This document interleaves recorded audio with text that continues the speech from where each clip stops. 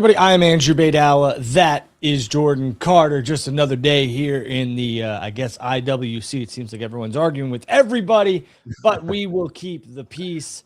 It's been an interesting past couple of, I would say, 7 days. Yeah, exactly 7 days since we've been on the air. We did a space. John Cena has retired. We're going to break down AEW Dynamite. We're going to break down what I saw from the now 4 participants in the AEW World Heavyweight Championship match, which will take place at World's End. We'll talk about John Cena, how people were in an uproar, and how their hero retired. And I get it. I totally get it. We're going to talk about everything. I mean, we're going to answer your questions. We are a few short days away from World's End next week. We have a big Royal Rumble event coming up in Saudi Arabia for the WWE, and we have a big Monday Night Raw taking place in Brooklyn at the Barclays Center for the first Raw of 2026. I have the fortunate news to tell all of you that we have a suite for that event at the Barclays Center. If you'd like to be in the suite, it is completely private, bathrooms, couches, lounges, food and beverage. Find me on Twitter, X, whatever you want to call it. DM me, and we will get going. Jordan, before we get into everything, how the hell are you, man? Man, I'm doing good. A wild 7 days in wrestling, to say the least. Emotions seem to be a little high today. You know, some awards were given out. So Jordan, I don't. You brought it up, so I don't fully understand why people get so in an uproar about awards. Number one, the one thing I will tell you is that if you are a podcast or if you are a YouTube show or a streaming show and you're going to hand out awards, for the love of God, make sure you have actual awards. Okay. Now, I don't know if the wrestlers, boys and girls, are going to want them, but you look real cheap, real cheesy if you don't actually have awards. And here's the thing. Even if you aren't going to make the awards, just say you're making them. Because, I mean, you're handing out. What are you handing out? You're handing out like virtual high I'll let fives? you know that the Wrestle Collective, we have plaques on the way. All right, so there you go. You know, and I think that's listen, you want to hand out your Lifetime Achievement Award and get backstage like Paul Heyman did, a la Vince McMahon or whatever, Vince McMahon Sr., whatever he did to do that. Good for him, good for y'all, good for everybody. I don't blame y'all. Listen, it's subjective, okay? It's someone's opinion. That's what wrestling at the end of the day, listen, I like the John Cena AJ Styles match from Crown Jewel. Maybe some people thought it was too much. Who gives a shit? It's an opinion. If I thought Bronson Reed was the best wrestler of the year, who cares? It's my opinion. Go ahead. I think it's funny because a lot of these people will take these awards that come from certain publications that they don't interact with. You know, like you don't let's just, say a lot of y'all ain't reading Sports Illustrated. A lot of y'all aren't subscribed to Sports Illustrated. So like what is what are you getting mad about? Y'all don't really care about the Wrestling Observer. 1 minute, no one cares what Dave says. And then when he puts out his awards or his award listings, it's, oh my gosh, how dare you? I think the narrative, we all know the reason why people are upset. Because I mean, it was I understand like what I see. It's Dave Meltzer, it's JD, and it's John Alba going back and forth with each other right now. And yes, Sports Illustrated's awards seem very AEW heavy, but who gives a shit? I mean, first of all, I want to say this. If Tony Khan and AEW is back to doing things within the quote unquote dirt sheets or the IWC, that's what got AEW off the map in the first place. So if they're going back to their roots, so be it. So be it. I mean, just don't be so easily bought is what I'll say. Call things the way you see them, and that's it. And I don't think John Alba was like, hey, or Sports Illustrated was like, hey, we need to make sure that this awards are so AEW heavy. I don't think that was the case at all. Well, when you have an awards listing like this and it does lean heavily towards one way, it's probably for good reason. Like, for example, I know you're not a gamer, so this probably is, Chinese. Oh, listen. I play Madden. I play college football. And you're a gun and ball guy. Yeah. And if my son will ask, sometimes maybe I'll jump on Fortnite. Yeah. So there was a game that was called Expedition 33 and it's an RPG. That's all you pretty much need to know. But for the Game Awards this year, it swept It swept. It won every single What was award. it? It's called Expedition 33. Okay. And a bunch of people were like, "Oh, why did this game win this award?" But then they actually play the game and find out, like, "Oh no, this is actually a really, really good game." And Think so I about the say, Grammys, Jordan. Like people who win Grammys, I'm like, who is this person for the but most then part? when you discover them, it's like, Yeah. oh, I could see why the masses maybe like this. And so when you look at like, well, I'll take Hangman, who was on the top of the list this year. There are qualities and traits that he has that maybe you individually may not like, but across the masses, you could probably surmise, okay, I could see how he came to be number one. You know, Sure. like last year, Cody Rhodes. I'm not the biggest Cody Rhodes fan, right? But if you count his body of work, what he did in 2024, it's like, okay, I could see how you come to the conclusion of him being number one. And I think Cody had a great match with John at SummerSlam. I think the programs with Drew right now are kind of rerun, rinse, repeat, rerun. I get it. But again, to your point, like it's all subjective. Like, It's all subjective. It's all subjective. Who cares? But it's funny to see people in an uproar. Yeah, I'm getting I'll answer this. At the end of the show, I will tell you about WrestleMania tickets. I didn't think we would talk about this, but I will answer this. The producers are telling me to answer that. I will at the end of the show. Let's talk about AEW Dynamite. Let's get off the awards. I don't care if you have one, you don't have one. Yeah. I don't give a shit. Good for you. It's all people's opinions at the end of the day. So, and if you're going to hand out awards, make sure they're nice. You know what? If you're going to hand out awards, make sure there's an ounce of gold in it so that the wrestlers actually want it. This is a way. I'm just telling you, or an ounce of silver, because then they could sell it if they want. Taking notes. Right. Well, I'm just saying that way you can be like, hey man, I'm just letting you know the awards we have are a full ounce of gold or a full ounce of silver. And they'll be like, oh shit. Yeah, let's meet up for the award. Maybe you could get an interview out of it or something like that, because everybody wants gold and silver right now. Okay. So we'll see. Drew, what's my match of the year? Let's see. My match of the year. You know, I was going to say something, but I don't want to be disrespectful. It was going to be a joke, but I just don't want to be disrespectful. I'm just going to leave it like that. I got a Bandito to Kesta because I was there. Okay. All right. Yeah. Thanks to you. All right. Yeah, I don't know. But Dynamite, what you think? I liked Dynamite. I did. You know, again, yes, I know how much an ounce of gold is. I do. I think right now it's about like 4,300. It'll probably cost you less to actually get an interview with people. I'm just saying, go get an ounce of silver or something. Make it one. It is what it is. I thought Dynamite was good. I'm not a huge fan of the 3 hours, but I will tell you that AEW does 3 hours better than SmackDown. Juice will be joining us, by the way. This is a 3-team, so we'll be there. 3-man booth. 3 hours is long, but I think AEW does it better than WWE in terms of SmackDown. Now, if Raw was 3 hours, I don't know. I kind of like the Raw product. They do like 2 hour and a half. So, but again, last night I thought the Elite was something that was nice to see. I like the Elite being back together. I really do.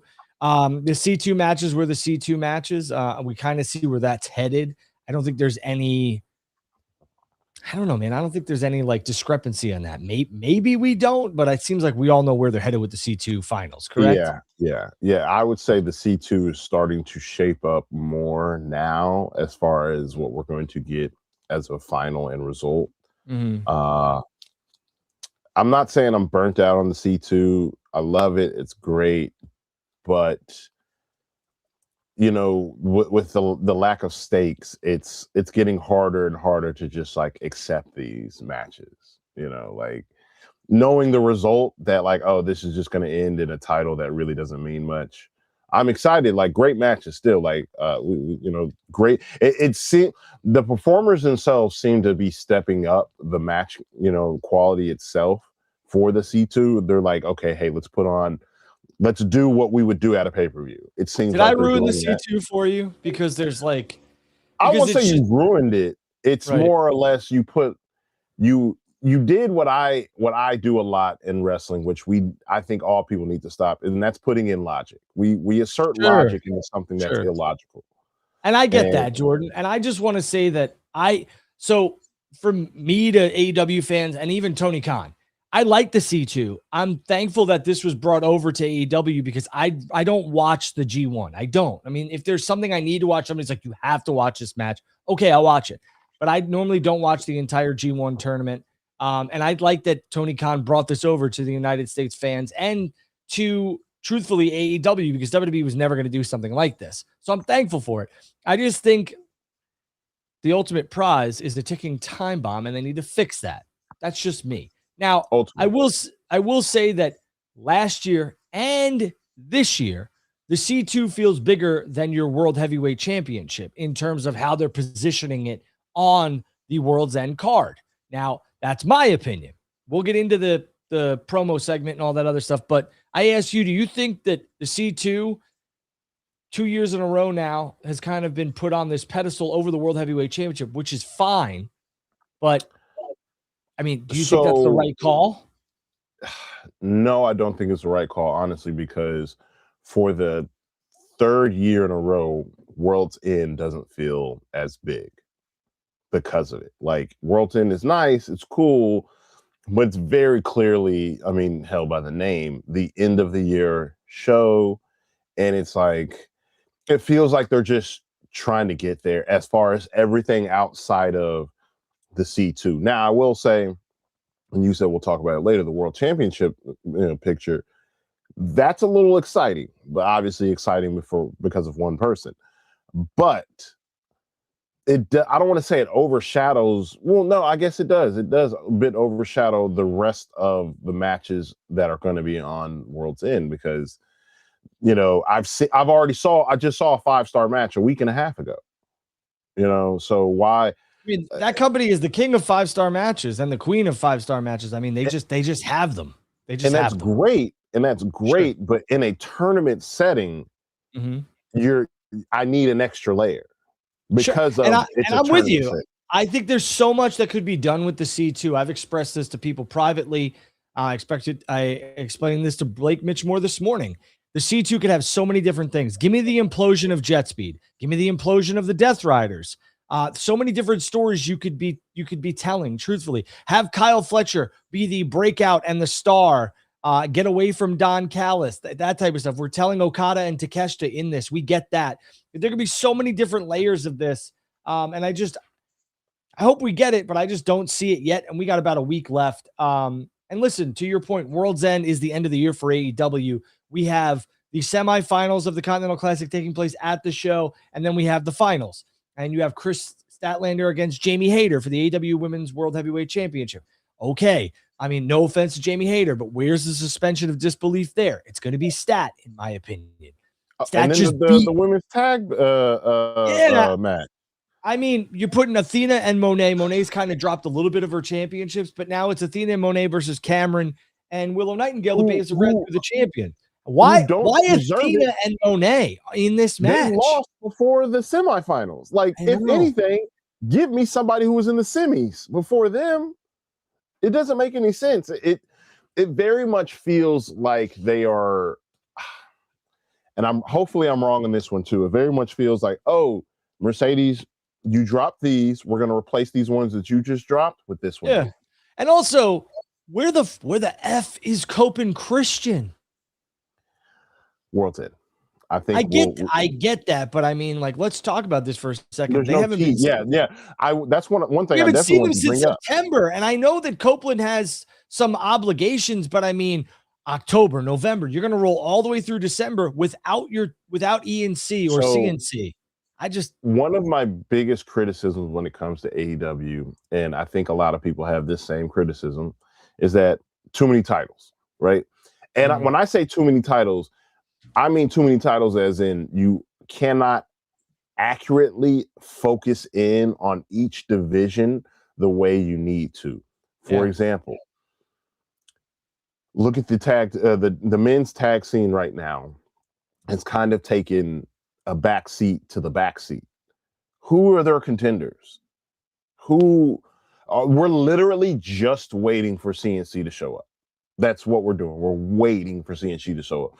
Instead of, you could have, I don't know what other teams that you could have. Grizzled Young Vets is sitting there chilling somewhere. You could have put them I was on a high on them like 2 program. years ago. I Yeah, mean, I know. I'm with you. I think this is a problem. Like, I think we're all anticipating the CNC comeback, and realistically, FTR could have told some stories with some other tag teams, and then the CNC stuff could be like, oh shit, look at this, But it's that would have been perfect for me. Right.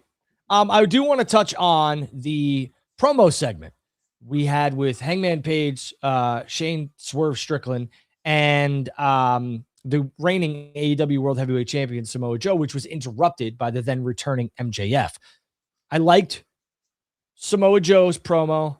I liked Hangman. It was a miss for me from Swerve, and Swerve is normally insane on the mic. It was a miss, okay?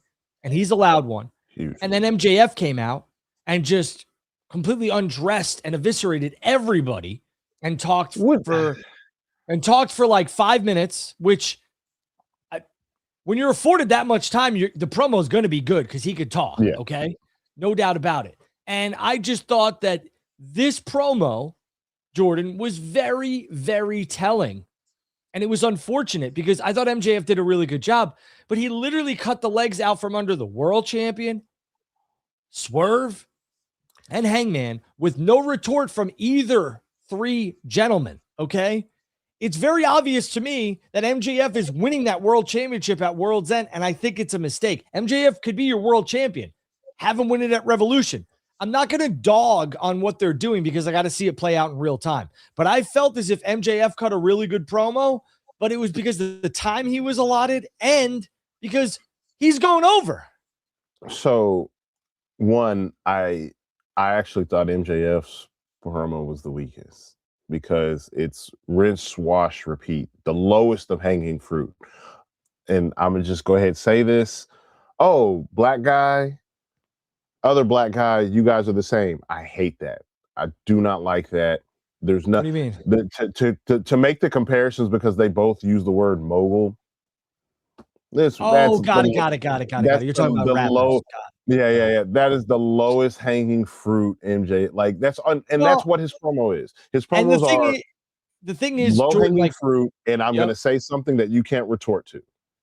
Well, and he's done that a lot, and him being MJF, and it doesn't help that. I mean, listen, I thought MJF's promo was good, not just the mogul stuff. I thought the mogul stuff was a miss. Yeah. I thought, and I'm a Samoa Joe guy, but I thought Sloppy Joe was a hell of a line. Okay. And I thought there was some other things. Swerve's line about the tattoo. I thought that was a good one.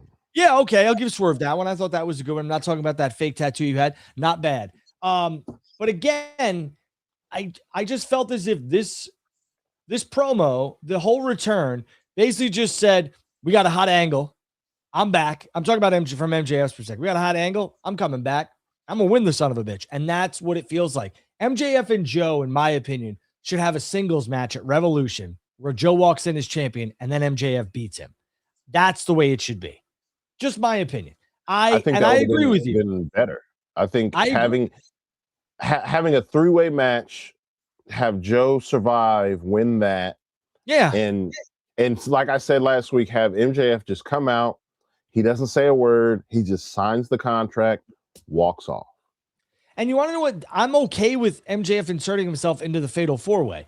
I just think that Hangman and Swerve, I would have really liked to have seen them go off as a tag team and really try this. And they're not. It's just not happening, which is fine. I thought the reason I dug Hangman's promo was because it applied a lot of logic, which to your point, a lot of people don't like. But it was like, when we finally beat the Death Riders, we all came together. Now we're fighting again and all this other stuff, and it just makes no sense. And I think Hangman doing that, I thought it was brilliant because it gives you the why and the what are we doing, where everyone else just knocks down everybody. MJF came out and, like I said, eviscerated everybody, and he's afforded that opportunity.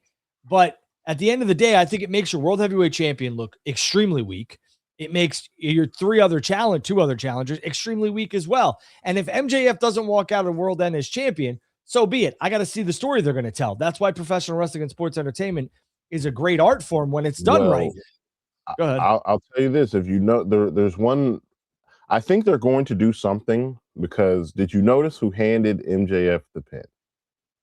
MJF, I did not. It's Mark Sterling. Oh, okay. Why would Mark Sterling be out there? Why would he bring him the pin? There's a reason for that. There's always been this idea or rumor that when MJF comes back, he's going to be rebuilding the Pinnacle. Now, I don't think he's going to be rebuilding the Pinnacle, but I do think MJF is not going. He's not just going to come back and fight his best to, you know.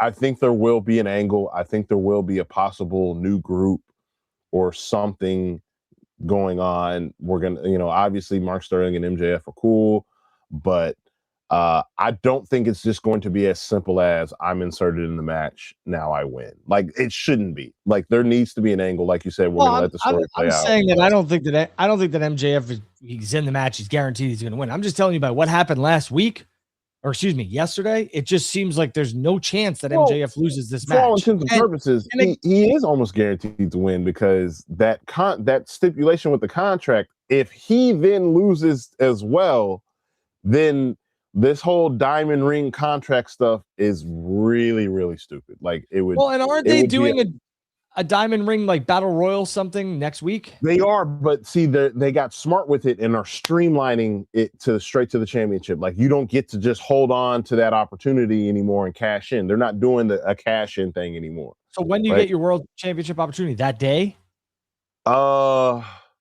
Revolution, I think. I think that's what it was. I think because there's the battle royal and then there's the final. Like I think the final four, the two from that battle royal will then face in the final or something like that the very next week on Dynamite, and then the winner of that will have a world title opportunity, I believe, at Revolution. Right. Yeah. Okay. I mean, interesting. Very interesting.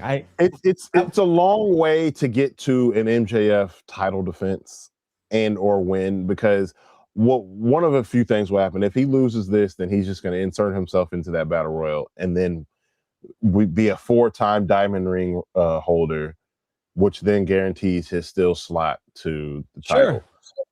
But if you ask me, I think we see not only something happen with MJF, but Swerve's music doesn't sound very face-like, if you ask me. No, it doesn't. And I said that when he returned. I was like, this doesn't seem very face-like. What's very interesting, too, is I believe we're getting are we getting hold on a second. Are we getting a collision? A collision? When? On Saturday? Didn't they just do a 3-hour show? They shouldn't be, no. Yeah, we're getting a collision this Saturday, 12:20. Okada, Kevin Knight, Bailey, Perry. No way. Yeah. Why would they do the 3-hour? Oh, very interesting.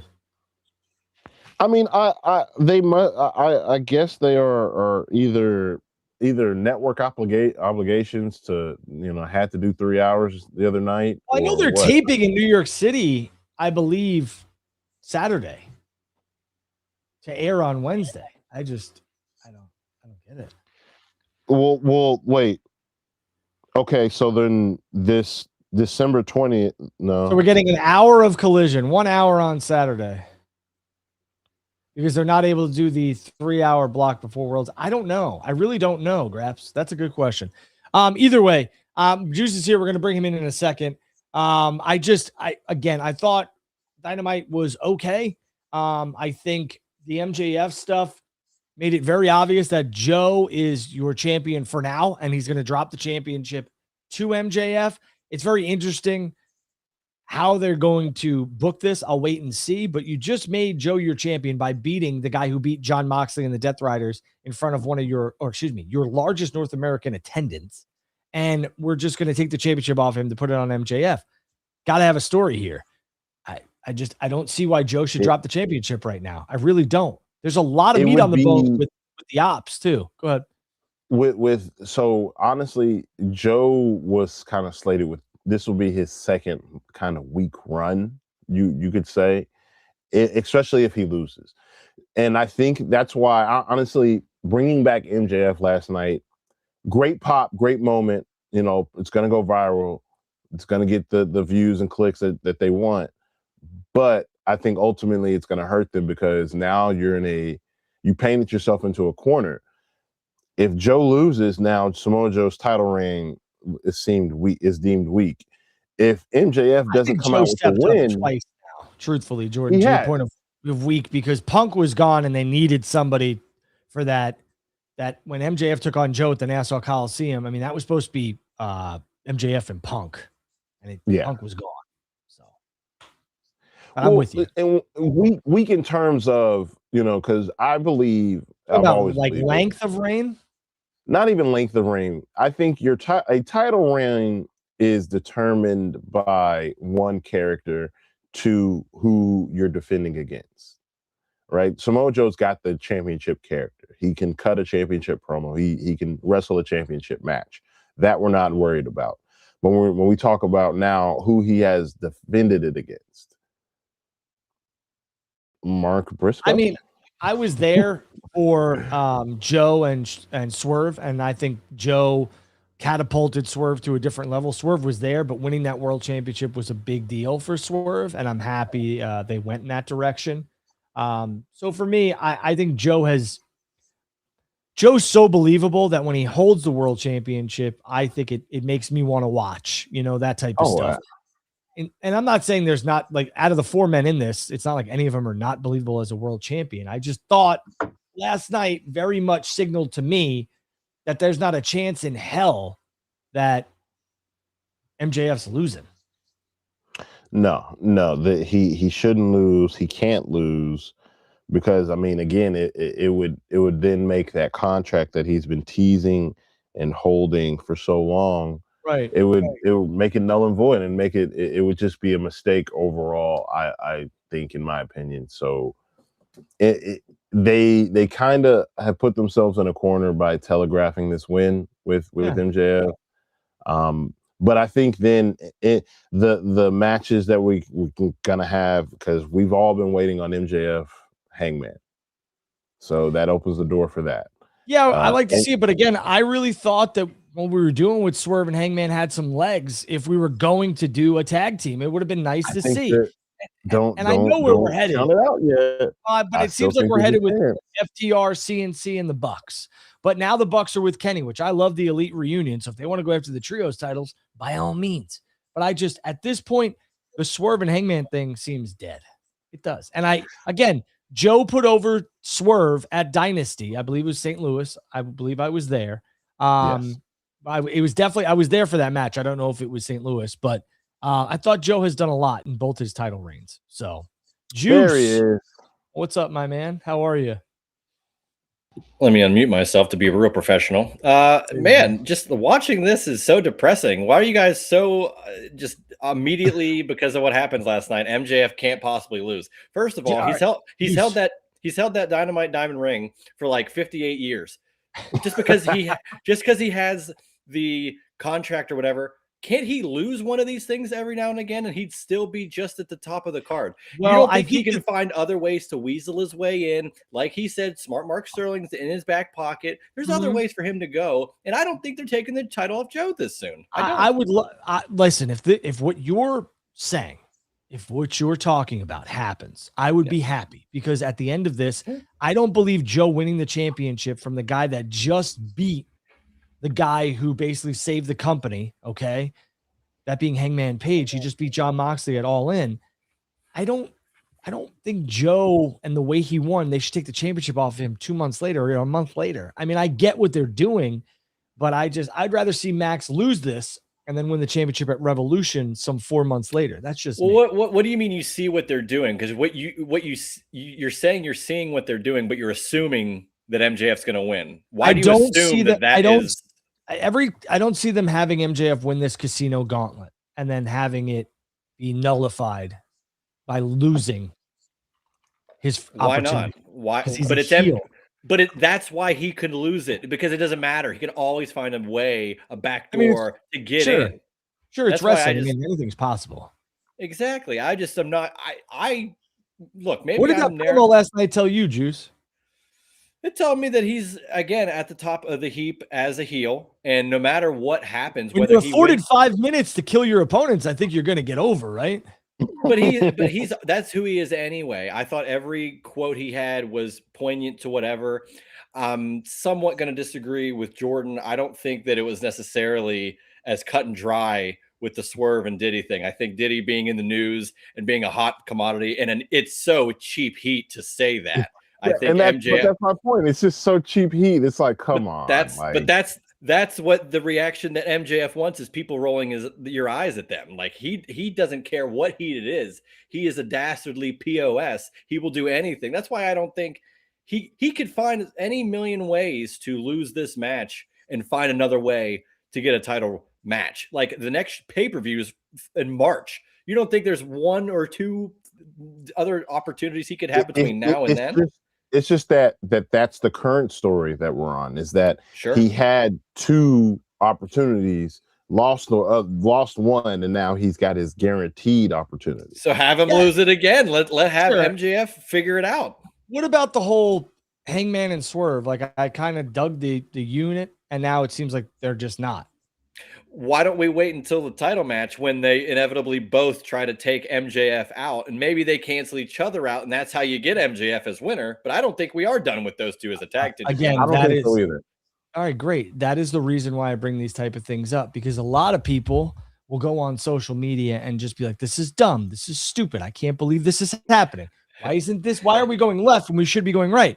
And like I said at the beginning of all of this, I'm going to wait and see what happens at World's End before I completely just go, this was dumb. You got to see how the story's told. You got to see how it's made. And if you don't like the way it's made and it doesn't taste good, then after that, you could sit back and say something and have a fair critique. Right now, we don't know what they're doing. I could see certain things or how I think they're going to turn out, just like the Continental Classic. I believe it's Okada and Claudio sitting at 7 points apiece, right? Yeah. And then you got a 3-way tie at 6 over in the other league, which involves Speedball, Fletcher, and Okada or Takeshita. Yeah. Okada. Takeshita, yeah. Yeah. So, I mean, like, we could kind of see where they're going, but maybe they go a different direction. I'll wait and see before I sit back and say, predictable, sucked. But anyways, Juice, me and Jordan kind of gave our opinions on Dynamite. You want to give yours real quick, and then I'm going to turn it over to Jordan for some topics. Sure. Overall, yeah. I mean, I enjoyed the show. I enjoyed where things went. It's tough when you get these, taped shows generally. But I thought the crowd was on fire. I love any international crowd. They are so damn hungry for pro wrestling. So to get a Dynamite out there is incredible. That's why any of All In at Wembley, any of their pay-per-views that they've ever done outside of the United States is a hot, crowd. Which they're going to go to Vancouver for Dynasty, and I think that'll be a hot crowd.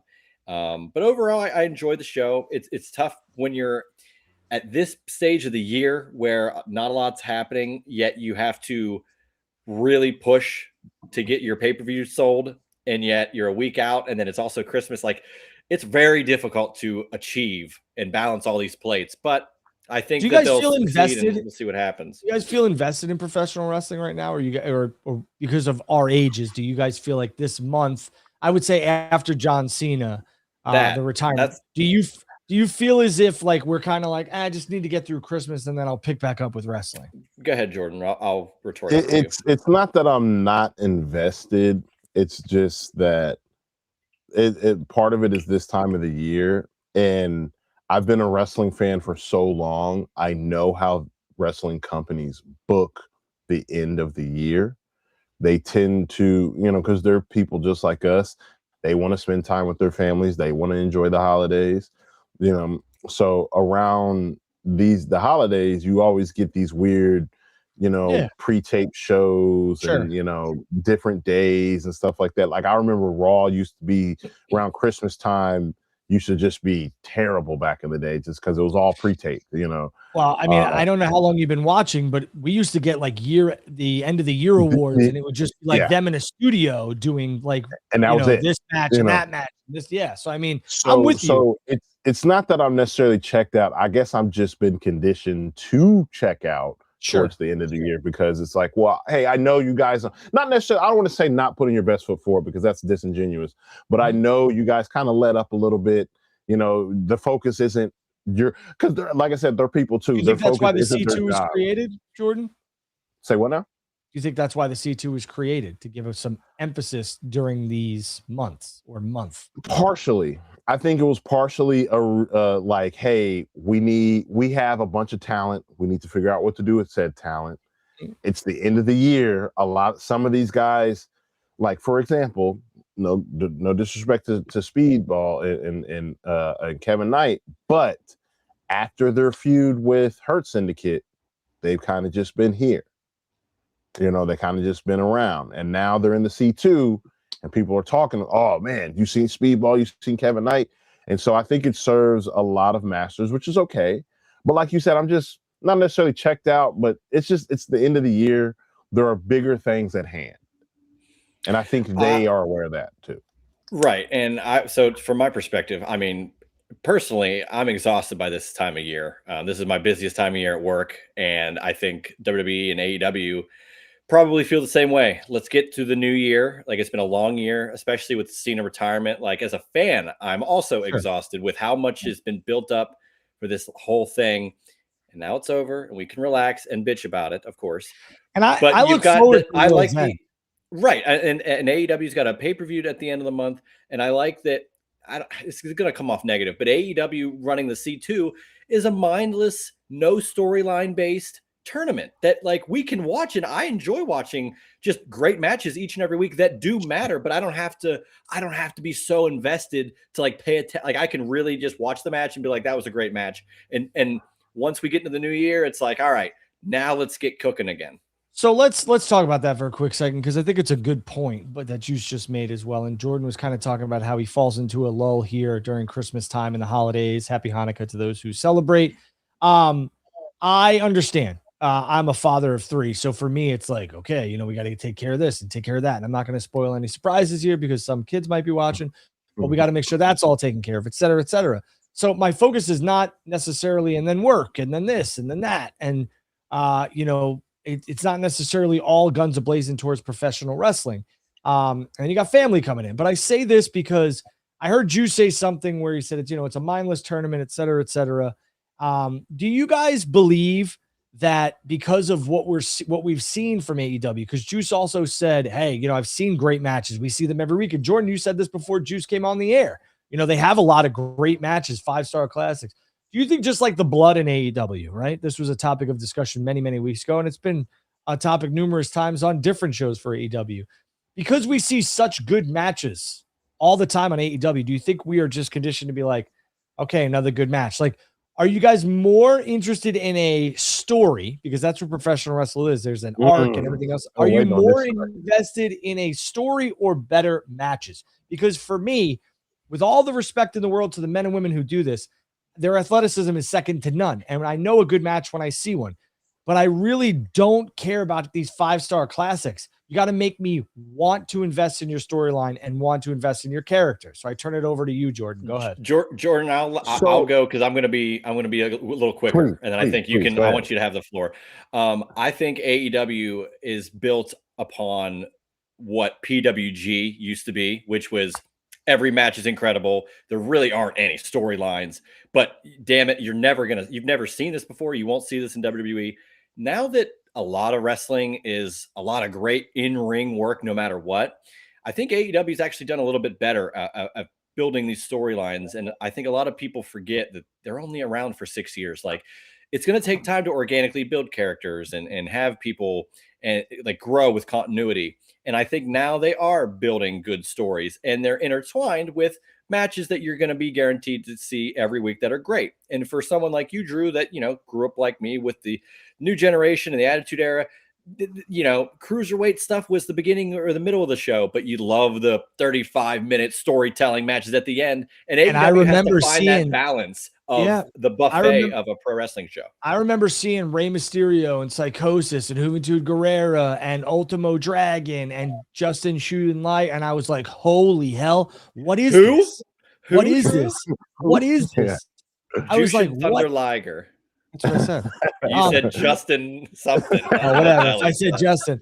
I don't know if I said that. We'll go back and clip it. Maybe I did. Like those guys, Malenko and even Jericho at that, Yeah. and I was just like, who are Eddie. these guys? Like, who are Eddie, these yeah. guys? And it was like, okay, that's a great match, but I'm here for Hogan, Hall, and Nash, Or in WWE's case, like even when they had like the Taka Michinoku when they did the light heavyweight division and X-Pac and everything, I was a great match. But I'm here for The Rock and Steve Austin and Kurt Angle and Mick Foley and all this other stuff. Like very, very interesting. And even the Dudleys and ENC, the buffet, yes, but I need something to sink my teeth into. And the last thing, Jordan, they say AEW is where the best wrestle, and I think they pride themselves on that, but I also think they're doing better with story. I think some of the best stories they've done, the Hollywood ending, like the Tony Storm, Mariah May stuff, the Hangman Swerve stuff, when they do focus on story and put it at the top part of the card, I think they've actually knocked it out of the park. So, Jordan, I'll give the floor to you. So I think when it comes to story or performance, I think it's really determined on who the dance partners are, right? Because I think there is a nice even balance of both. For example, you brought up Rock and Austin. Rock and Austin is so great because not only did they tell a story outside of the ring, which, by the way, that a lot of that is production, is writing, is camera angles. There's so much more to a wrestling story than just the words that I say. But it also helps that those guys have incredible physical chemistry together, and they're selling for each other, the reactions for each other. Like we all remember the moment of Rock putting on Stone Cold's vest.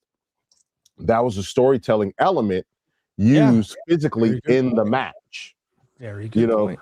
So it really just depends on who's in front of me. I don't expect Kevin Nash to put on a 5-star match, but he damn better put on a 5-star promo. Well, and Nash put asses in the seats. That type of stuff happened all the time. And quickly, I'm going to let Jordan finish, but I owe a debt of gratitude to the 2,000 plus who joined us last week on our show. We had over, I want to say it was 1950 on X, and I believe it was over 300 or 400 on YouTube. We appreciate it. And even right now, we have just over 300 watching live, so I appreciate it. Jordan, yeah, I mean, there were so many different things in the Rock Austin thing, the vest, the I need it more Rock, like that type of stuff. Like it wasn't just a match. It wasn't just about the match. It wasn't just, and so I think when it comes to storytelling or the 5-star match, it really depends on who's in the match. Another one that I can bring up is Okada and Kenny in their series. Now, a lot of people are unfamiliar. They just may hear the 5-star, 6-star matches, 7-star matches that they've had. But if you go through and watch those matches, there's so much story being told. And I understand sometimes people just want to see, they don't care. It's hard to pick up the story beats within the physicality of a match. But I think that's where, AEW, when they say we're the best wrestle, that's kind of also, it's a double meaning. It's we're the best wrestle because we can tell a story within the fine confines of a match. Justin Shooting Liger, that's funny. Justin Shooting Liger, that's definitely not what I like said. But that new nickname. I actually think it was close. Like, I can't wait to send you that clip later. I think I said Justin, and I stopped myself and said Justin Jushin Liger, and I was just like, I don't know. Whatever you said sounded horrible. New debut. Yeah, even it really all depends, though. It really all depends. A 5-star match can have also a 1-star story. A 1-star story can have a 5-star match. So it really all depends. And again, like there's so many things like the Hardys and Dudleys and Edge and Christian. I mean, they had a lot of matches together, and there were tables, ladders, and chairs, but there were also stories there.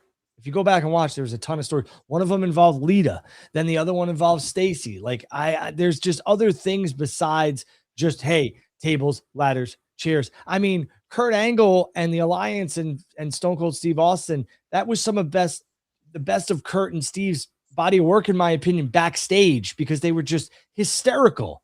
Like they both Kurt can wrestle with anybody. and Steve can pull the crowd right in with anybody. But I mean, just the stuff backstage and the mannerisms, you need it. You absolutely need it. Go ahead, Justin. You like that? Go ahead, Jordan. I will turn this over to you for topics, whatever you want to do. So let's just rip this can right open and let's go straight into it. The tap heard around the world. What did you guys think of John Cena's final match as a full-time performer? Because he is, as he claims it now, is a suit and tie performer, which means to me that we will see him back in WWE in some capacity. It just will not be in the ring. I mean, I want him to wrestle in a suit.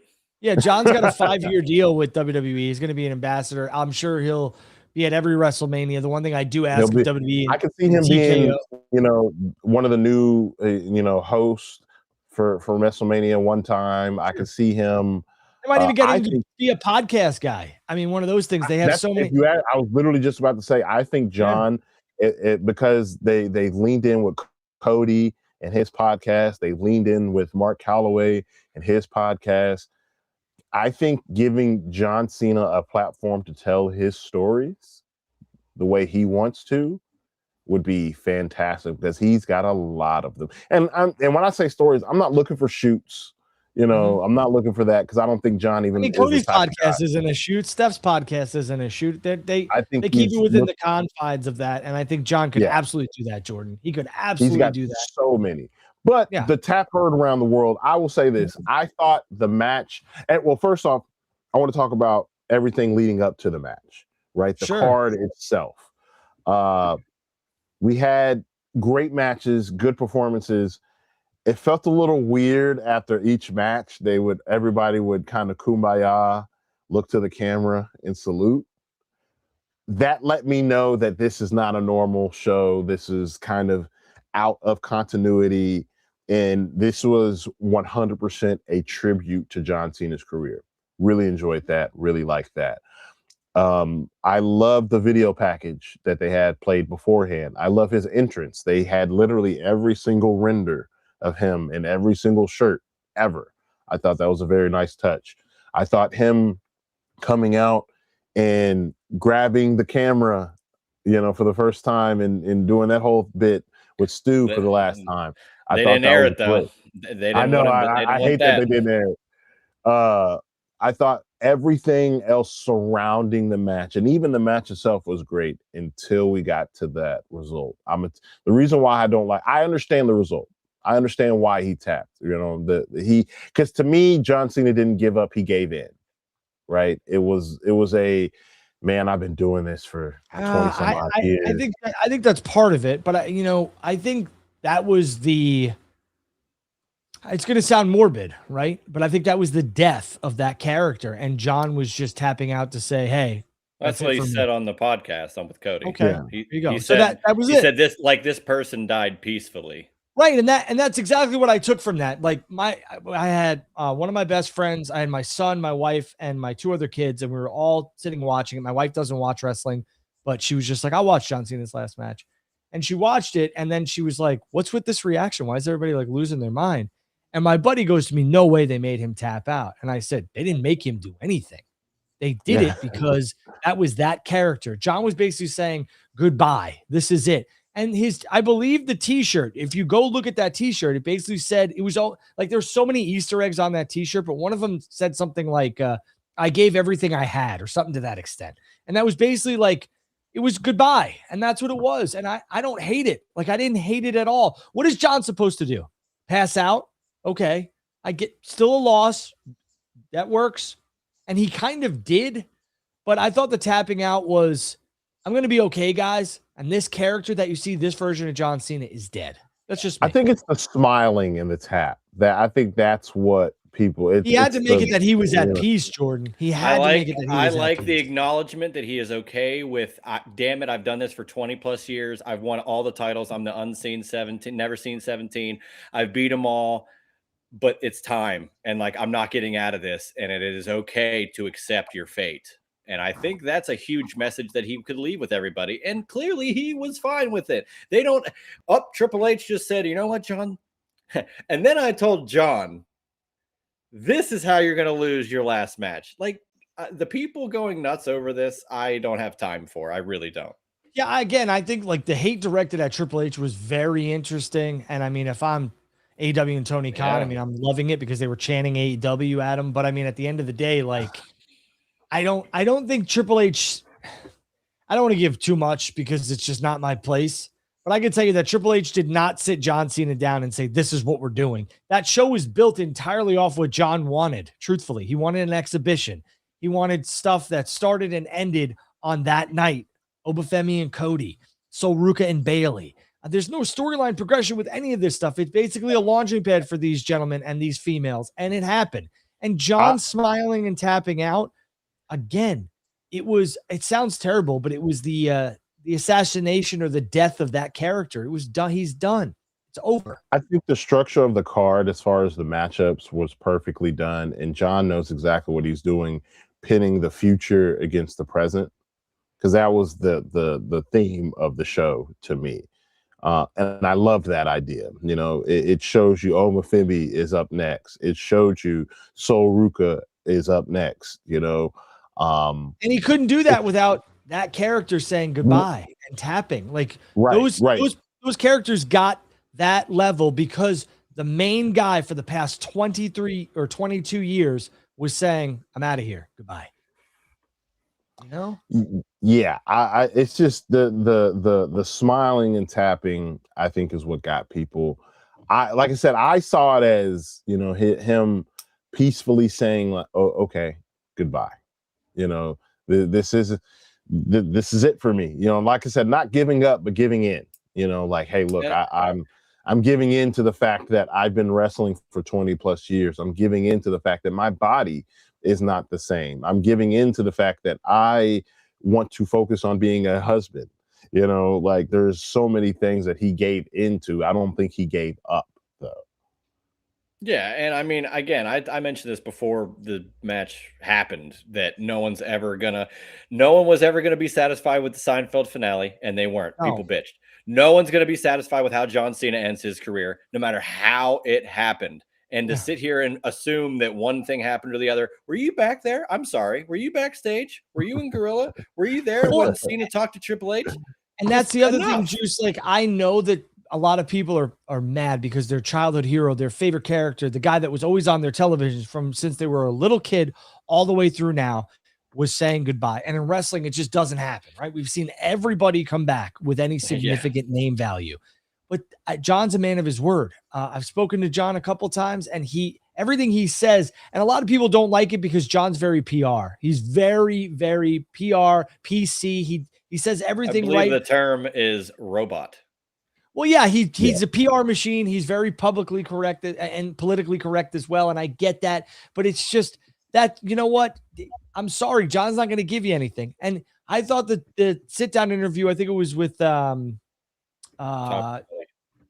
Rinaldi, there really wasn't anything in it because at that time I believe John was still a heel. So it was just like, we'll have to talk to you when I'm done. And I respect John for that. And I think now you'll see John let his guard down and maybe open up about certain things, maybe down the road. But I understand the outrage, but I don't think you could have done anything that would have made everyone happy. John tapping out was like, oh man, like I think that's the second time ever, but that was purposeful. And I think John wanted it.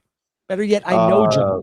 It wasn't the second time ever, but it was the first time since he had that original run of losing to Jericho, Angle, and Benoit. Like this was ever since he became a world champion, he had never tapped out. So this was like the perfect. Yeah, this was the perfect way to go out. And again, who's to say that he couldn't dictate how he wanted to go out? What other and I said this too. I thought that because I assumed, like, I wanted Cena to tap out to Gunther, but I assumed that he'll probably pass out. He's never gave up, and that's what they'll do. I give credit for them to make the shock value. This is the most important accolade that a wrestler could get outside of breaking the Undertaker's streak. You made Cena tap out in his final match. Gunther is a start. Now let's see what they do after. I will wait and see. But I mean, that's a big piece of this whole thing, like how they book Gunther going forward and how they present him as this monstrous heel who has not only killed Goldberg, he's also killed John Cena character wise. So he's off to the races, and that's the biggest compliment, the biggest push that John could have given at this point in his career to Gunther was tapping out. Gunther's a made man in terms of stats. Now it's all about them doing what's right and the booking committee doing what's right by Gunther. The event, you know what I'd like to see? Real quick. I'd like to see Gunther, whether it's I don't know how, like just over the course of time, have another match with Sami Zayn, bury Sami Zayn. Sami Zayn's a guy that beat Gunther. So now let's show that Gunther is not that. Jey Uso too? He needs to go. And Jey Uso, yes, yeah. I'm saying everybody that's taken a chunk out of Gunther on his ascension. Now Gunther's at a different level. I'd like to see the same matches, but have Gunther go over, and because now people are thinking, well, yeah, but he tapped out to Jey at WrestleMania. Okay. But now at the end of the year, he tapped out John Cena, and it's a little bit of a different story. So let's see how 2026 progresses with Gunther and these other guys. But John made that whole thing possible too, which a lot of people don't fully understand. It was John and Jey at the Rumble. Yeah, it was John and Jey, and the shock value for Jey, and they rode that momentum into WrestleMania when we all knew the story was going to be John Cena winning 17, or I should say WWE knew the story, because a lot of us probably did. After John lost the Rumble, we were like, oh, he's got Chamber. And then he won Chamber. We're like, okay, now we're seeing a story.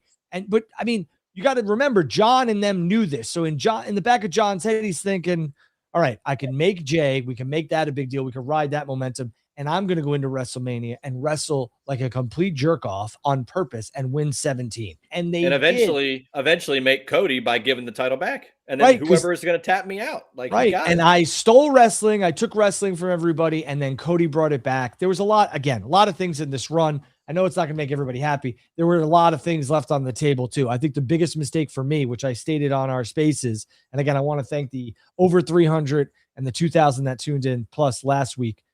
I want to say that John wanted to do 200 dates. We didn't need 36. You could have done 50. That's just me. You know, John wants to do it. I felt 50 or 60 would have been perfectly fine. You don't need anything too crazy, but give a house show run. Do what, brought you here. I thought it would have been really cool to see him. Because, as if they needed to sell tickets. Imagine the gates at house shows. At house shows. Come on.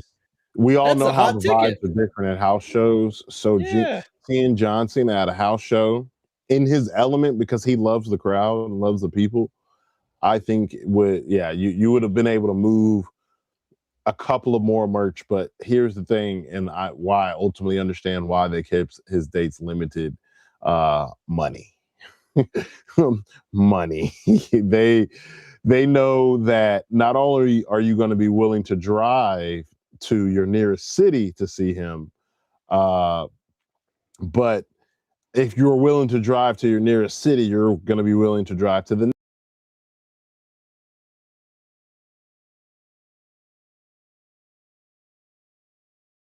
now we're back. All right, we're good. Wow. Well, we got kicked off our own show. All three of us. That didn't happen. What happened? Somebody's internet kick out? Yeah, I don't know. I'm good. We're all. I'm good. You went out first, Drew. Okay. We're talking too much about John. John sent the black truck after. That's what it was. Again, it's very interesting. Like, you're not going to please everybody. But again, I thought the show was very good. I thought the flow was good. You opened with Cody and Oba. I thought that was a good match. They kept both men strong. I would have liked to have seen, they didn't need to. I didn't think Oba was going to get a clean victory. But it was very interesting. They told stories here and everything else like that. And think about the event was entirely about John, and people are still mad about it. I just don't get it. I don't get it. They even replicated the moment where Cena and Batista put their world titles on Hulk Hogan at the end of one of the shows, and 20 years later they got to do the same thing with Punk and Cena, or Punk and Cody giving Cena those titles. When you watch them side by side and you kind of put that in perspective, that's what the show was supposed to be about. Because the Cena Batista one and with Hogan, that was like after a Raw, and it was kind of informal. This is an homage to that, but it's in front of everybody, and it's a show of respect. And it shows that Cena's not only leaving, but he is. Look at Punk is better off because of a guy like Cena, one of his biggest rivals. Cody is better off because he's kind of like the next Cena and took the title from Cena. He's okay with the future and he's okay with leaving. So I felt it was beautiful. So that kind of opens me up to my next thing I wanted to ask you guys, and that is what happens now? There is a huge void that John Cena has left. And that is because, and it's so weird, right? And it goes to my big thing I was talking about last week, and how wrestlers don't really ever get to call their shot. So the idea, there's never really a void, because they're kind of always prepared. Now there is a void. WWE knew and knows, okay, we don't have John Cena anymore. Not only do we not have John Cena, but we don't have a lot of these other guys, big name guys that we relied on for a long time either. There is a void in WWE now. Who fills it? How do they fill it? Have they already filled it? Cena's already a part-time guy. Now you got Brock Lesnar, the part-time guy, and Roman. So I think you're looking at the future. You got Dom, Gunther, and Braun Breaker, and Gunther's 40. So yeah. Can there be another John Cena? No, it'll ever be the next John Cena, but I mean, look at a guy like Cody and his trajectory since coming back. I think it's been clear that they trust him and he's been given the ball. He is QB1. He's doing everything. He's doing what Cena did. He's doing the PR. He's got a podcast. He's this generation's what they're trying to do. And as long as he stays healthy, as long as he still wants to do this thing, they've got another 10 plus years out of Cody. And I think no one's going to be John Cena again. But to have that mirror type of thing, I think he can be that guy, whether, Roman's a bigger star than Cody or not. You got to have multiple guys at a high level. And Cody, I think, is that comparable to John. And they passed the torch at MetLife, just like The Rock did with John Cena at MetLife at WrestleMania 29. John passed the torch to Cody as the flag bearer, as the captain, as the guy who's going to continue to keep WWE in a certain stratosphere. Roman Reigns has already been there, and John already passed that torch a while ago to Roman. He gave all the torches. Yeah, right. And I mean, you have the younger influx of talent is going to be fantastic with WWE. Like I said, Dom, Sol Ruca, Obafemi. Gunther's not young. He's 40, but he's obviously in the position. He's a man. He's 40. And Braun Breaker. I mean, he's got one out of the 5 people I just named are very young. And the future's bright with WWE, just like the future's bright with AEW. But you got a lot of people now. CM Punk will be done wrestling, I would say, in the next 3 to 5 years. Cody's no. Styles, yes. There's going to be some void, Jordan, to your opinion and to your point. But I think WWE's in an okay position, and I think Gunther will wrestle at least another 5 and at the top of the game. So I think John made Dom, kind of pushed him to a completely different level. He also passed the torch to Cody. He tried with Jay. It seems like they're just not what they want to do with Jay, and that's nothing that John's fault. And then he just put over Gunther again. So I think they're all right. Yeah, the machine will be okay for sure. The machine will go on, but it's just interesting to think because, again, when you call your shot like this and you're able to just walk out, you start to immediately think about the future and focus and invest in on the future. So I do think Gunther's a made man and he'll be around for another 4 to 5. I don't want to say I don't think they'll ever find another John Cena. I think it's going to be another rarity to find someone so ready at that point of their career. And that's more or less kind of the grand scope, is that when they did come across John Cena, he was ready. He was absolutely ready. And so is a Javon Evans ready? Is a Braun Breaker ready? Guys like that. There are guys that are older, but like I'm talking someone you can really have for their entire career. And Braun is one of those guys. Javon Evans, one of those guys. Hell, I even say personally, my personal favorite, Trick Williams, I think, is one of those guys that you can have for their entire career. Not only have for their entire career, but truly change the business with. And when I say change the business, I'm talking merch sales, all that kinds of stuff. Because John's ability, because I've been on a deep dive, John's ability to move merch should be like studied. Like that man moved. I move more merch than anybody. I mean, Hulk Hogan's right there with him, and Steve Austin. But I mean, holy moly, to John, the longevity that John did it for is insane. It's a longevity, and it's a different era too, where merch is there's more merch being made now. Yet, even so, how many different types of Cena shirts are people buying? To this point, insane. I watched somebody post a video. I don't know where it was, but they bought every Cena championship belt that was made available, the collector's item. There's 34 of them, and this person has all 34, which, if you do the math, ends up being $18,000. Now, that's probably maybe one out of 500,000 people did this. I have no idea, but the fact that somebody spent $18,000 on championships with the possibility of there being no return is crazy. But that's just what John does. That's the draw John in. That's Drew. And I sent you the figure of him in that outfit for the last match. Like any sort of incarnation of John, they're making anything of it, and they're gonna just continue to sell it.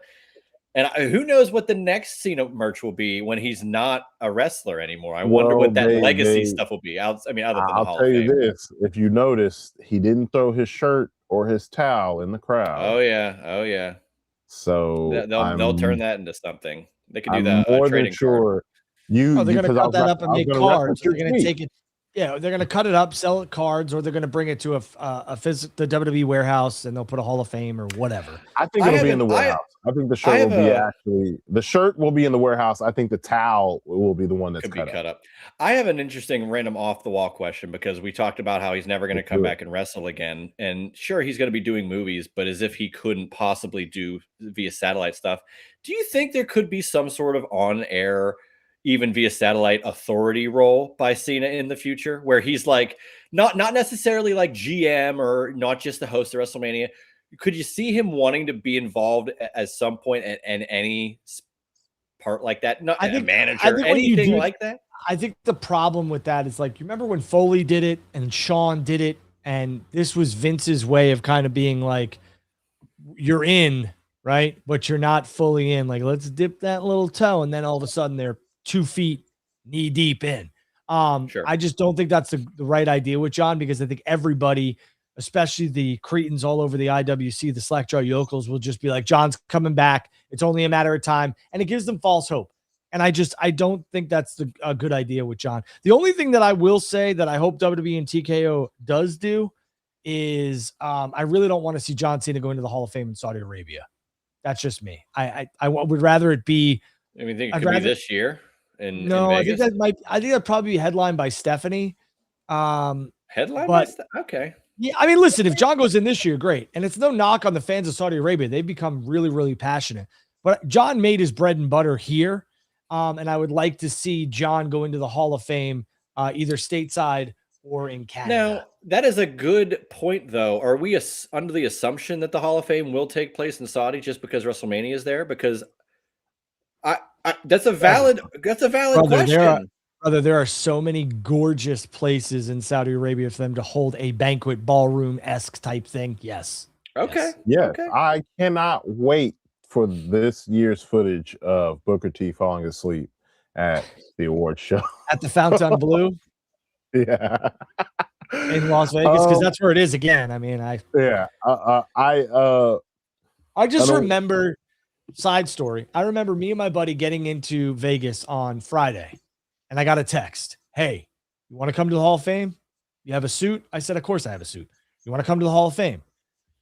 When is it? 9:30 local time. I said, what? 9:30 local time. I said, that's like 11:30 East Coast. He's like, yeah, and we won't get started till about 10 local. I said, so midnight? I was like, no, I got to go do an event at 10 a.m. No way. And he was like, you sure? I was like, yeah, I'm sure, dude. And I'm not wrestling. I'm not announcing. I'm not doing anything, but I had to help them with some stuff the next morning at 10 a.m. I was like, no way. I'm good. Thanks. Yeah, no, absolutely not. You boys ready for the next subject? Because I got one that's right up Andrew's alley. Is it going to be the Sports Illustrated Awards? Oh no, we already talked about that. Oh man, John Alvin, everybody. I think what do you was think? ridiculous. What do you think, Juice? Quickly, the PWI 500, a list based on kayfabe. Sports Illustrated, it has a panel that votes on it. Wrestling Observer is whoever subscribes to that newsletter. All can have different awards of whoever. And if it comes off as biased towards one thing, maybe it's because those people thought that those things were better. It's opinion-based. It's a subjective form of entertainment. Why people are going berserk on Twitter over it, it doesn't necessarily surprise me, but it's also just like annoying. It's like, why? I also said to Jordan, Juice, I said this before you jumped on. If AEW is back into the quote unquote weeds of the dirt sheets and the IWC and the media, that's what got AEW off the ground in the first place, was being very friendly to wrestling media outlets. And I understand it's not going to have, growth that's exponential. I get it. I get that in terms of like your product or whatever. But if Tony is taking the time to get back to those roots and Sports Illustrated, because ESPN's got WWE on lock, I don't care. I told Jordan too. Who cares? Make your awards an ounce of silver so that you could give them to a wrestler. They actually want it, and you could parlay that into an interview. Here, I'll take two points real quick. One, why would an award given to a wrestler that's like, why would that matter to yes, to them?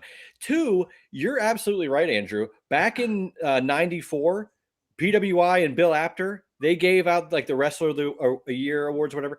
Hogan got it. The Nasty Boys won tag team. Sting won most popular. And they featured those guys getting those awards on Starrcade 94. Were WWE guys going to have that? No. And it's fine. Why? When did, and this is no offense to Sports Illustrated or any of them. If you're, blank person, why do you care what Sports Illustrated thinks of that? When did those awards matter to you before? Not to mention, if AEW, which I would do, Tony, if you're watching, feel free. Adam Hopkins, if you're watching, feel free. I would lean into this. That is Sports Illustrated's Wrestler of the Year. And it's better because Becky's been talking about it. Why not parlay that too and be like, hey, you might be talked about by Sports Illustrated, but we were awarded by Sports Illustrated. This is an opinion-based awards done by men and women who watch a fictitious program. Who gives a shit? And the people that will argue that will say, well, it's my opinion that it's wrong. Okay, that's fine. Go yelling to the board. An award show and do your own awards. And I understand that Sports Illustrated has quote unquote fallen off from where they used to be, but build the reputation and the prestige of Sports Illustrated or ESPN or Maxim or whatever you want to name. And they're upset that ESPN gave WrestlePalooza a bad grade. Confirmation bias is a true paradox, right? In the sense of, if something confirms that what you think is bad is also bad, good.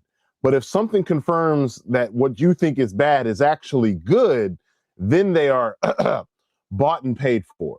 Also, if something like this, especially an opinion, triggers you and you think it's about you or has something negative to do with you, you are the problem by acknowledging it. Let it go.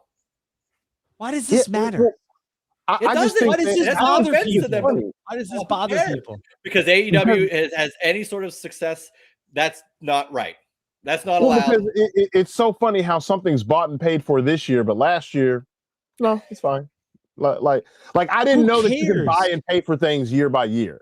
Who cares? Listen, I understand there's not much going on. So men and women got to come up with content to do their channels and whatnot. So they come up with year-end awards, or they come up with, remember the NFL used to do like follies or flubs or whatever. And that was stuff that they could put on. It was like, so it was just content. So I get it. They're putting out stuff with content. But if you ever want to parlay this into something that might get you backstage or might get you to meet this man or woman you're presenting an award to and maybe get an interview so your channel can get off the ground, like I said, make the awards something that is very eye appealing, catching, and will get your brand and name out there. I'm telling you right now, go get 30 ounces of silver. It's going to cost you 60 times 30, and go present the award with an ounce of silver. I guarantee you the wrestler or wrestlers take your award and your interview if you ask them. All right, collective boys, y'all listening? We got an assignment. I'm very much looking forward to the IWC Podcaster Awards, and hopefully we're up for nomination. Oh, we won't win anything. That's all right. Oh! I don't do this for the awards. I don't do this for any of that Just stuff. for the love of the game, baby. Come on. Yeah, I mean, listen, I understand. We do it once a week. I mean, shout out to the men and women who are doing this daily. Every day. I wish I could do it daily, but I also have another life. Yeah. I'm getting told that we need to jump topics and wrap up. Yeah. So what do we got? So I've got one thing that's kind of really up your alley. It's really interesting to talk about if we can kind of get anything out of it. But it looks like Warner Brothers they are kind of coming out and saying that they want to go to Netflix. There's word out that they are not necessarily rejecting the Paramount deal, but I guess for lack of better words, they are rejecting the Paramount deal, going as far as saying that I saw something saying that they're trying to get the majority shareholders to even agree to the Netflix thing. Well, I was reading this morning, Jordan, that there was like a mystery partner that offered $25 billion to buy Warner Brothers, which the name of the contract does say McMahon. Does say brothers. It's just not. Yeah, I mean, I don't know what to believe, what not to believe. I just know that, the ebbs and flows of this are very interesting. Like I said, buckle up, stay tuned, don't panic. If you had made an investment and you could pull some of it out so that you're playing with house money, do it in terms of the stock, because this seems very volatile at this point. I mean, it was at 30, now it's at 27 and change. That's how these things work. But again, we just don't know where this is headed. Truthfully, I don't think anybody does. So again, either way though, Jordan and Juice, the AEW stuff, I think AEW is going to need to find a new home come 2027, the end of it. So sooner rather than later. But so then where do you think that new home could possibly be? Because they have a relationship with Amazon. Sure. And that's about it. Yeah, I mean, we'd have to wait and see what the landscape is in 2027. But right now, if I'm AEW, I'm kind of playing chess, not checkers.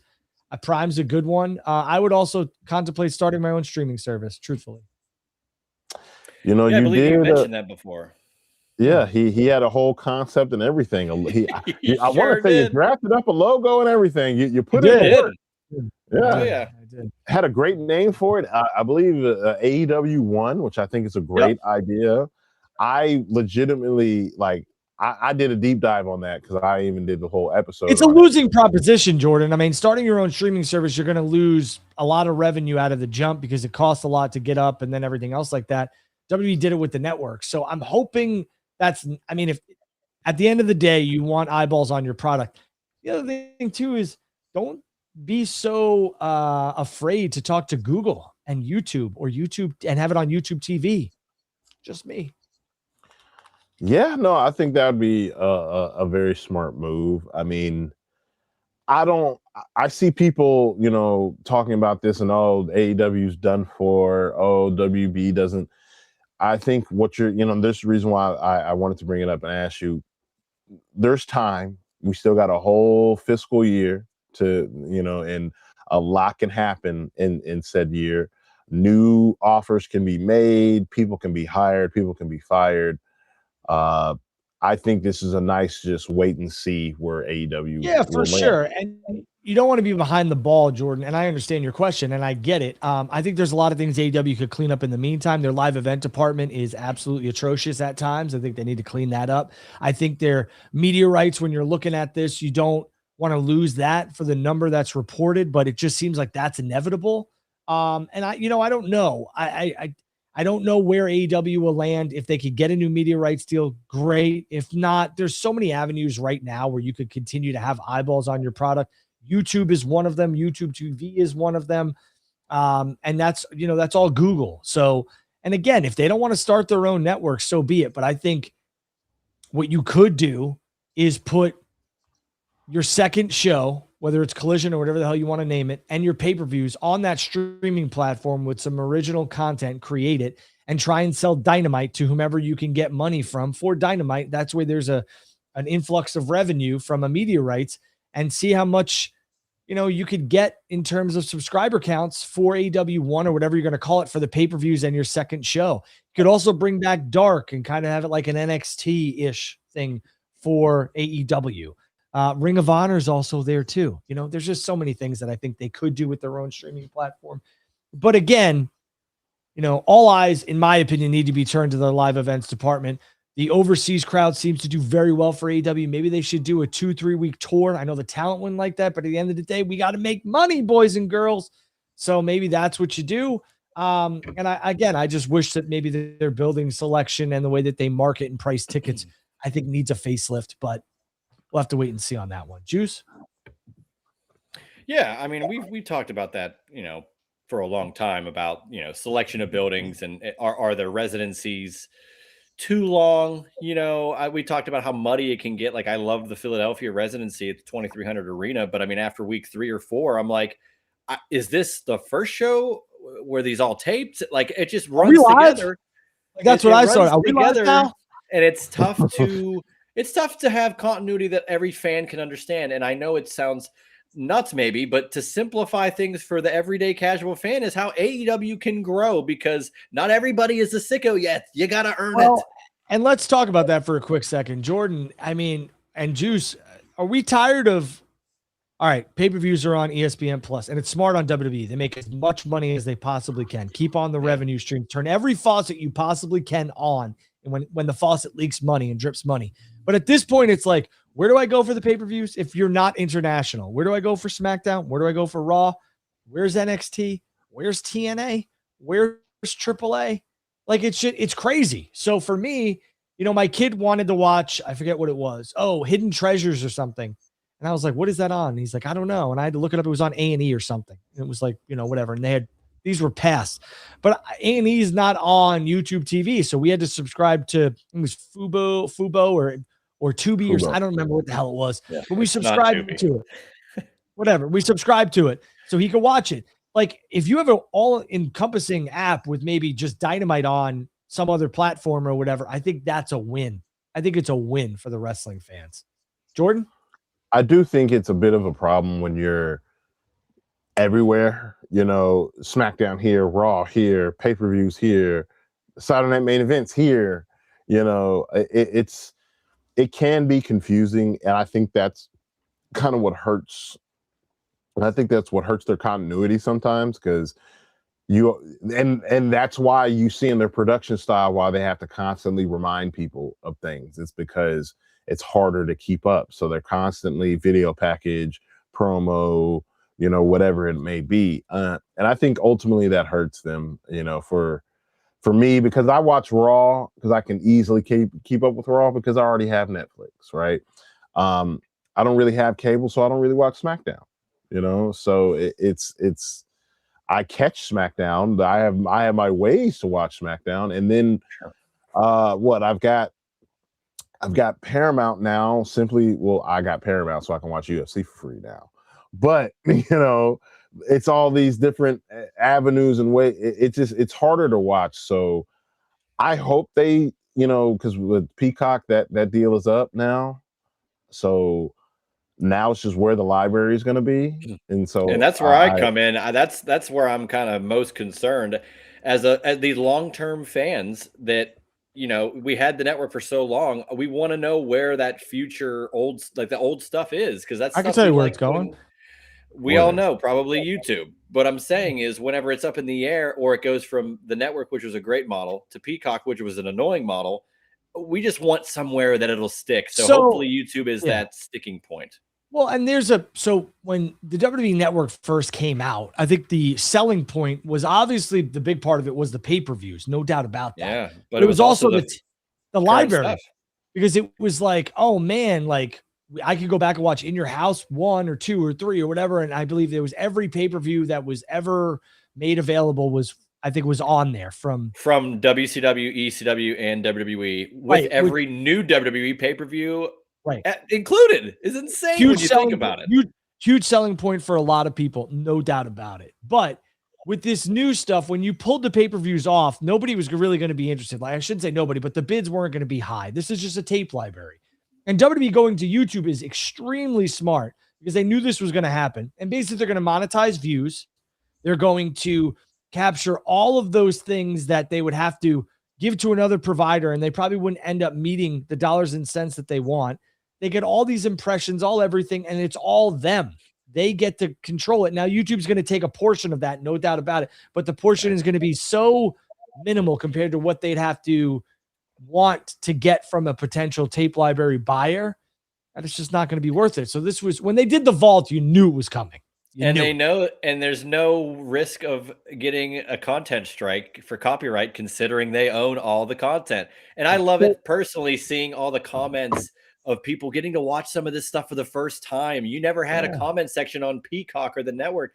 It gives so many more people an option to watch old wrestling and smarten up people. It's great history. What they will probably do, which to me would be the smartest thing, is if it is indeed going to live on the library, they should go the CMLL route, and it should be a membership.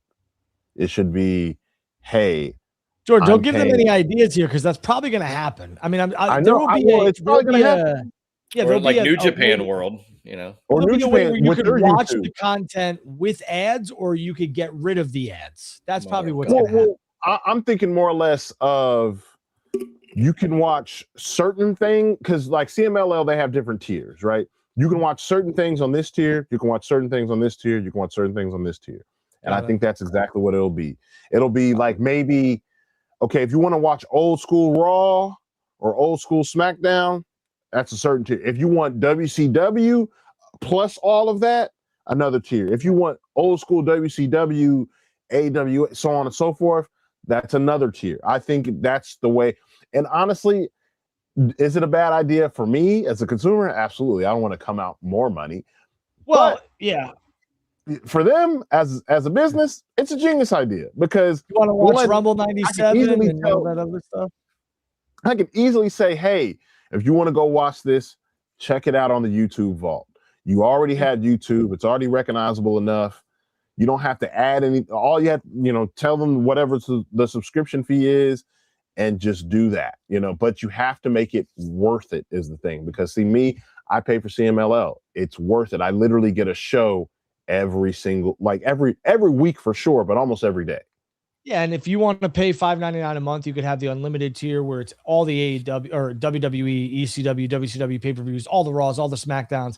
And then if you want like the premium plus, it's $9 a month and there's no ads. Like, that's probably going to happen. Yeah. And I think that model, I think it'll work for them, It's just the network. It's just on YouTube. Yeah, well, that was the problem, is that they made the network so damn good and affordable, and once it got so hot, it's like, well, we can do whatever the hell we want with it.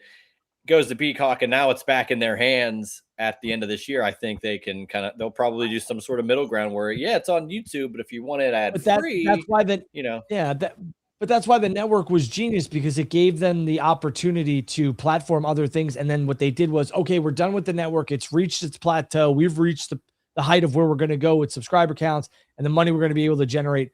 Now it's time to take these properties, chop them up, and sell them off to other people. And they did that. They did it. Yep. So if AEW wants to do the same thing, go for it. And they've got 6 years now of material. It's not that, a lot of people would like to go back and watch those early AEW pay-per-views. I would love to, because you kind of forget. Buy the CMLL tape library and go buy the New Japan tape library. And you have the Ring of Honor tape library, no? Right. And then you got an app. A lot of people want that. You got an app. Yep. All right, let's take some questions. How about a concern? The idea just gave my wallet a heart attack. There you go. No, you're not the only one, pal. I like it. Before you guys go, any update on Anna Jay, Britt Baker? It's Christmas. Listen, if Britt Baker was going to be back in AEW, she would have already been back, in my opinion. And she also she doesn't need wrestling. So put that in perspective, that no matter, just because she's maybe not back on AEW TV does not necessarily mean she would go anywhere else. If she's fine with being a dentist, she's fine with it. Yeah, I think she has her own practice, so that's pretty lucrative. Yeah, shout out to Pittsburgh's own. To Juice and Jordan's point here, wouldn't be surprised if John coaches or judges on LFG. I could see it. I could see It it for would a make- season. They've changed judges every single time. Yeah, it seems, so why not? John Cena being a coach there would bring in so many views. I would start watching. There you go. You think someone will break 17? I say Oh, no. man. Yes. Maybe. I don't think I'll be alive to see it. Break? Yeah, maybe, no, but break. No, get close and have 16. Yes, and his name is Randy Orton. Randy Orton has 14 yeah. right now. Randy's but they're not gonna if do someone's gonna beat it, it's not gonna be one of those guys because Cena and Orton are peers, and I don't think they would have just given it to Orton then. I think it'll be a newer guy. They will give Orton 16. They will let I'll tell you John this. live with 17. This is my answer. And it's a big if John Cena's record of 17 world titles gets broken, it will be broken by someone who has not won a world title yet. Ooh.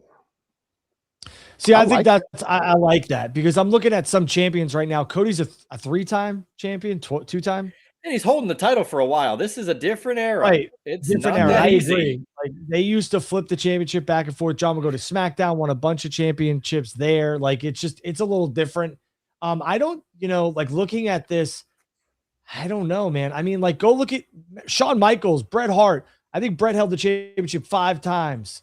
He held some WCW World Championship, I think, twice. So he's a 7-time champion. I think Shawn is only a 3 or 4-time world champion. I don't know. The characters make the history, not necessarily the titles and stats, or at least the titles at all. And I know he's kind of persona non grata, but Vince, that's a Vince thing with multiple title reigns. Sure. That's what very it mattered more. The titles really meant a lot. If we're gonna do something where it could like give somebody a giant like push and like they're I could see Dom if I have to pick somebody. I could see Dom maybe because he's young enough. Like that's the thing. Dom's young enough. Oba. Oh my maybe. God! I cannot wait for Dom Mysterio to win the WWE Championship. It's going to be the amount of heat that he's going to get. Oh my God! I actually disagree. I don't think it'll be the heat. I think people are going to because when he won the IC title, he should have had heat, but they cheered him for a second. Come back to the ring. He wins the WWE title. It's gonna be a party.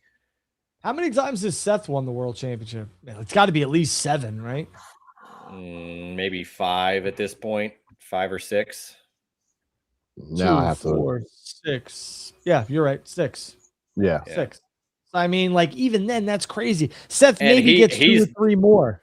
Maybe. Yeah, he's going to be done sooner than later because of his injury history. There's no way he lasts longer than to get to that point. Like I said, it's got to be someone that might not have even gotten there yet. Even so, I think even getting to like 10, like could Cody get to 10? Maybe. These guys hold the titles for so long. It's like you gotta. Just like who was it? Jesse Ventura said it so poetically. Yeah, 17-time world champion. He also had to lose it 17 times. Like my God, it's not an easy thing. Shout out Jesse Ventura. Hold the title. So very great words by him.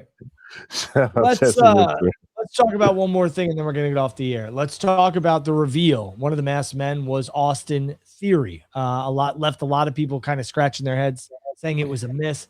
I said, I already know it. I already know it. Yeah, I already know what you're going to say. I don't believe he's acting alone. If he is, then it is a miss. But I'd like to see what they do with Theory.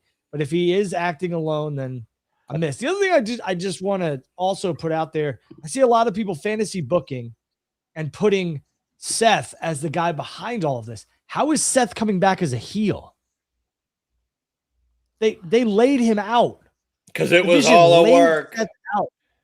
Oh, well, if that happens, then I mean, so be it. But if Seth Rollins comes back as a heel, can't come back as a heel. He got laid out by the Vision. Yeah, he literally can't. Like thinking about it, there's absolutely no. And I'm gonna tell you another reason why they can't. They need baby faces right now. They have Cody, and that's it. It is tough. I mean, Seth can come back as a heel, but not be realigned with the Vision. He's more of a tweener because he still has to feud with guys like Punk that he absolutely hates. And unless Punk is going to turn heel at some point, I think people love him so much that it's not going to matter. So I think you got to keep a guy like Seth heel, and he's an easy guy to boo. He is, but I get it, but I just don't think you can bring him back as a heel. Well, Dev said Seth in theory would be aligned to go against the Vision, to the Vision 2.0. Okay. Yeah, so it's like the Vision Wolfpack variant. And Austin Theory is the Disco Inferno. So Braun just says, "I beat you up for no reason." No, Yeah, Like, you're not supposed to be in the group anymore. You've outdone your welcome. So I had to create my own group. What's going to be very interesting is the progress we're going to get from now until the beginning of January on Double Seth vision. Rollins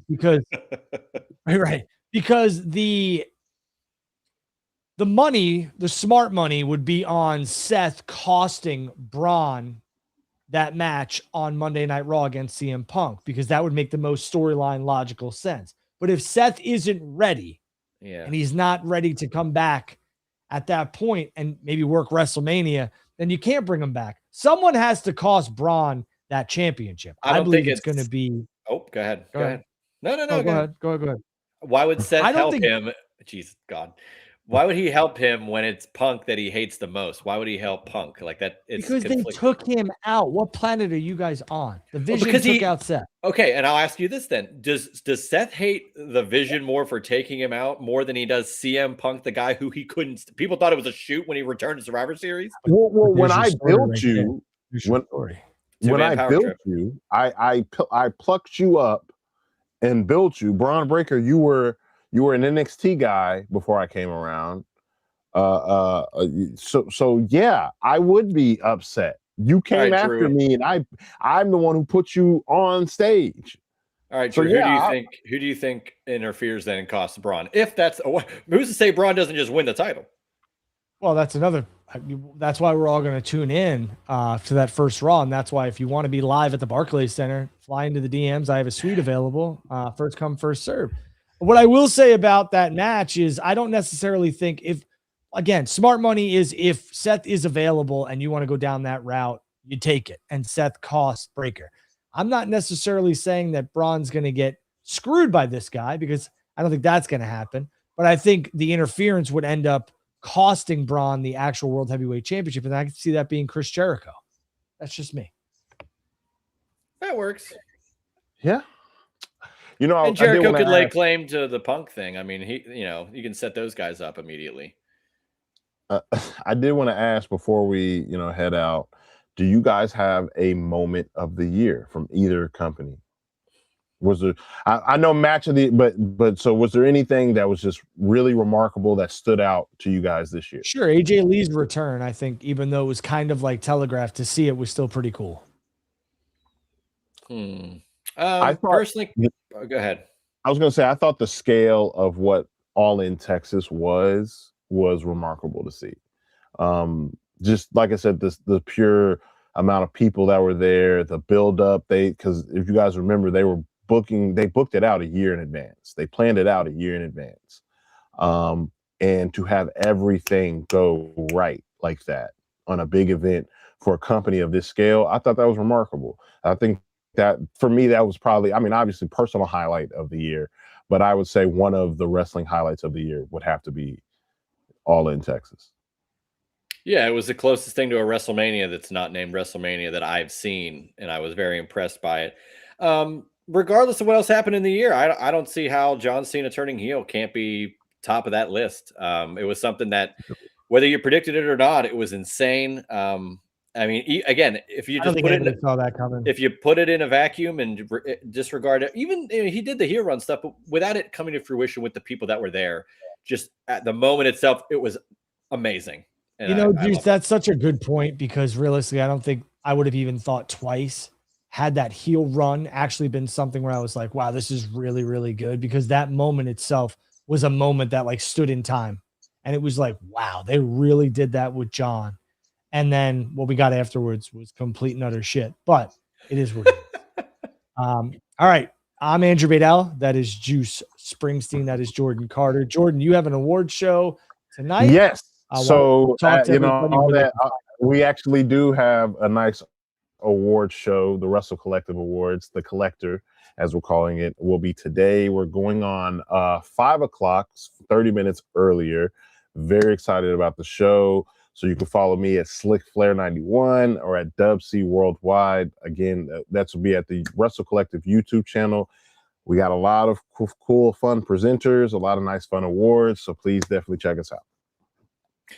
Yeah, It should be a good time. All end of year stuff is always exciting, and I'm looking forward to being a part of that. Yeah, we got. Go ahead, Drew. Where can they like, subscribe, follow you, get your content, your stupid hat? Where can we all get you? Well, the stupid hat you can find for probably less than $15 on eBay these days, but you better pick them up now because I'm just continuously buying them as soon as the old one gets sturdy. So, all right, hold on a second. Here we go. I love it. I love. So it's why don't you just buy them all now? What are you waiting on? Why you want me to just? How much space do you think I have to just collect Whoa. all these Newport hats? I just one at a time. I know, one at a time. What happens if you can't get them anymore? Relax. Then I'll just keep these ones, and it's gonna make it. If that happens, it's better for me that it happened because I was on something. This is my third one since 2015. I'll be okay. It's very affordable. You guys are missing the cartoon effect of Juice going to his closet and picking out the same. I know he should have like 20 of them. Like if this was my thing, like if I wore a greatness. I love you guys. I'd have like 50 of them. I'd have 50 of them. Okay, well, I'm don't be like Goldberg where he can't get his gloves anymore because he can't find those gloves because they don't make them anymore. Regardless, at Juicy Steen, follow me on Twitter. Argue with me about pro wrestling and my hat, a Newport hat. It was a giveaway hat back in the day. That's why there's so many of them. No one wanted them then. I only want them now. Check out the Juice Box this week, and yeah, looking forward to the Wrestle Collective later on this evening. Thank you. Are you presenting, Juice? Yeah, I will be. Yes. Some people in this chat cannot say the same thing. I am unfortunately booked. I do see your hat here, though. It is on eBay. There is one. I told you. There's quite a few. It's and there's other spots to find it other than eBay. But yeah, look it up. They're there, and they're all like brand new. You know what I'm going to do? I'm going to corner this market and buy them all. That's what someone's doing with one of the old Pokemon cards. They're buying all of the first edition Kabuto. It's not a rare card, but they're literally just buying. They're buying them all. They're buying them all to corner that market. They sold one the other day for the money would go to charity, and Logan Paul even tried to bid and win it, and he actually lost that. And it made over like $200,000 to give the charity. Not gonna lie to you, one random. One random card. This is going to be a new bid of mine. I'm buying one of these hats right now. As long as you don't wear it and steal my gimmick, I don't care what you do with it. He bought all the cards and now he sold one for $200K. He one of them he did, but he's buying as many as he can. If you look him up, even non-graded, they're going for more, way more. It's like a 40-cent card. I get it. That's what drives it up. I get it, but I mean, like he's going out of his way to buy them and whatever he can get. I don't know. Imagine if I bought every single Ford Escape, and now you're in the market for a Ford Escape. You should have just bought one of those Cena belts. If you got that money, yeah, you should have probably have more return on investment. Yeah. So go ahead, corner the Newport market. I don't care. No, listen, I think the card thing is smart, but I mean, at some point, it's just a hobby, so I would just wait it out, Like it's really it's really just been a Twitter gimmick, but he's going to great lengths to collect all of them. Though I'm telling you, that. Yeah, it's good to know that we're on the same side of Twitter, Juice, because I've seen it too, and it's hilarious. Right.